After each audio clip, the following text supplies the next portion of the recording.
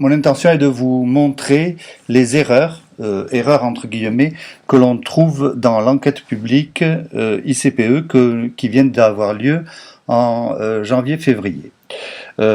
Premier exemple, voici une étude des comptages routiers qui a été faite en septembre 2010. Voici à l'aplomb juste de l'entrée de l'usine, vous voyez en haut et à droite qu'ils ont dénombré 16 972 véhicules, dont 1013 poids lourds, ce qui fait qu'il y a 5,9% de poids lourds. Malgré tout, alors ils vont aussi faire un feu rouge exactement à l'entrée de l'usine et en face du chemin de Moulin de Habas. Ceci ne gêne en rien la fluidité de la circulation. On voit ici qu'en dehors de ces conditions, les feux seront maintenus ouverts, lui assurant ainsi sa fluidité actuelle. J'ai demandé tout récemment à Biltagarbi qui me donne cette étude détaillée, savoir quand est-ce qu'elle a été faite, combien, à quelle période, etc. Si elle a duré un an, si elle a duré 15 jours, si elle a duré 8 jours, et aussi qu'il me montre la facture, combien ils ont payé à la société EREA, qui a donc signé cette étude. Eh bien, je crois qu'ils vont être bien embêtés parce que cette étude n'a absolument pas été réalisée. C'est un faux authentique. Les 1013 unités de poids lourds, ça nous avait fait dresser l'oreille.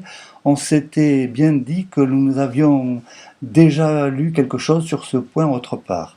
Et en effet, nous avons cherché à y retrouver dans l'enquête publique numéro 1, l'enquête pour le PLU, nous retrouvons ceci. Il faut le lire en entier. Les données de trafic sur la départementale 817, à proximité de l'aire d'étude, sont issues des bilans journaliers périodiques du samedi 1er janvier au 31 décembre 2005, donc ça a duré pendant un an, et cette étude a été réalisée par le Conseil général des Pyrénées-Atlantiques.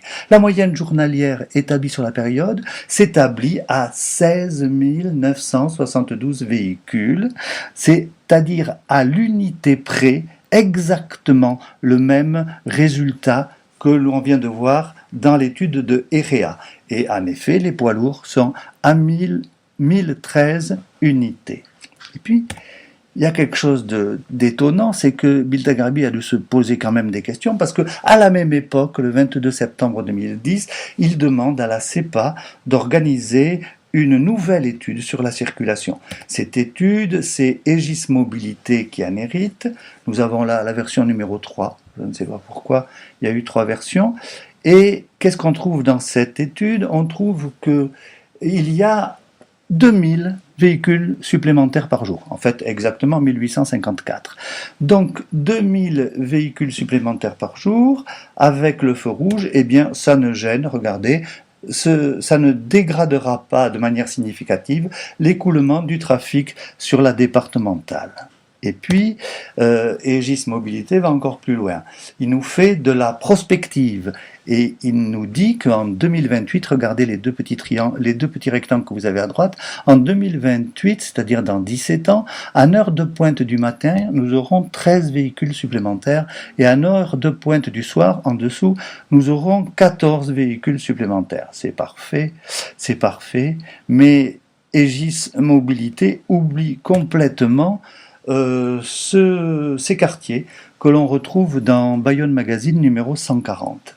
Dans Bayonne Magazine numéro 140, on voit les quartiers du Séquet, d'Aroussès, des Vallons, et il est très difficile de les situer puisqu'on a comme repère simplement l'autoroute qui serpente au milieu. Alors nous avons reporté ces quartiers sur un relevé du cadastre. Au centre, vous avez l'usine. À droite, en rose, on a l'écoquartier du Séquet, c'est-à-dire 576 logements plus 100 lits de retraite, à 3 habitants par logement, disons que ça fait 600 logements, et c'est prévu pour 2013. Et aussi pour 2013, nous avons en vert ce qu'ils appellent la Roussette, et qui est sur la route de Pinède. Appelons-le Pinède, il y a 800 à 1000 logements.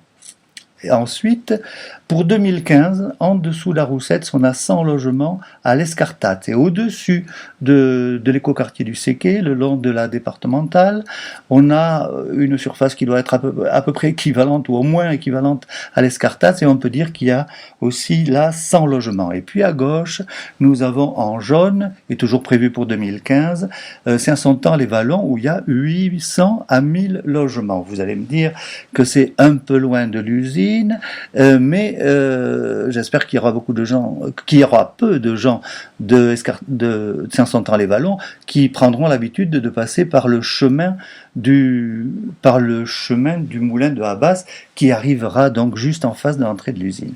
Et puis en marron et en rouge, on a les logements qui sont actuellement dans la région et que Biltagarbi oublie complètement ou n'arrive pas à voir. Voilà une carte aérienne qui montre le voisinage de l'usine. C'est toujours dans la même enquête. On remarque que l'usine a été astucieusement déplacée vers la gauche. En jaune, nous avons les zones artisanales et industrielles et commerciales. Et en rose, les petits points roses, ce sont les maisons d'habitation. Nous avons pris comme repère Lustaunau, la ferme Lustaunau, qui est à peu près à 1 kilomètre de l'usine. Et nous avons, honnêtement, replacé l'usine au centre de cette vue aérienne. Et si nous rapportons la distance de Lustaunau dans toutes les directions, eh bien, on retrouve tous ces points bleus qui sont les quartiers, les usines, vous voyez la ZUP ici en bas, que Biltagarbi ne voit pas dans le voisinage de son usine. D'ailleurs, il y a longtemps que Biltagarbi ne voit pas toutes ces maisons.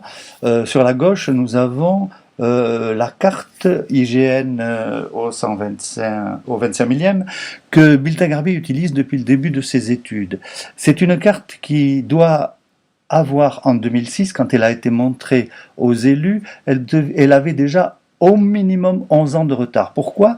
Parce que le Leclerc que nous avons à gauche, c'est le Leclerc première mouture, avant qu'il ne brûle. Il a été construit en 92 et il manque un lotissement qui est en dessous du Leclerc, qui est le lotissement des Lilas, qui lui a été construit en 95. Donc cette carte avait 11 ans d'ancienneté minimum en 2006 et en 2011, c'est-à-dire celle qu'on nous montre aujourd'hui, et là 16 à 17 ans d'ancienneté. Et à droite, nous avons un relevé du cadastre de mars, c'est-à-dire un mois après l'enquête publique. Regardez la densité des maisons qui est tout à fait exceptionnelle. Et cette carte montre encore peut-être mieux les maisons que Biltagarbi ne voit pas. En rouge orangé, nous avons les maisons qui ont plus de 15 ans d'ancienneté. En violet, les maisons qui ont moins de 15 ans, les maisons qui ont été construites depuis 15 ans. Et en vert, simplement les maisons qui ont été construites en 2010. Cette carte n'a pas été mise à jour. Il y a des lotissements actuellement en construction qu'on ne voit pas sur cette carte.